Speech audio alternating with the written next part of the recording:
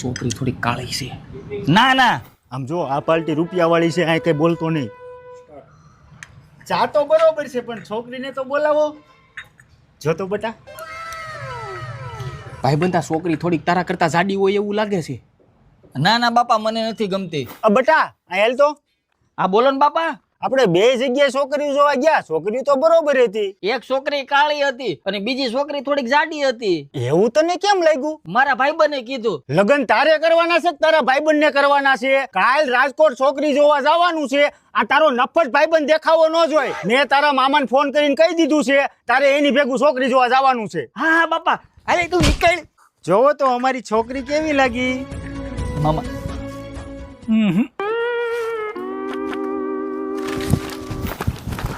મામા છોકરી તો રૂપાળી હતી, હું વાંધો આવ્યો? ભાણા હમણાં મામેરાનો વેત નથી.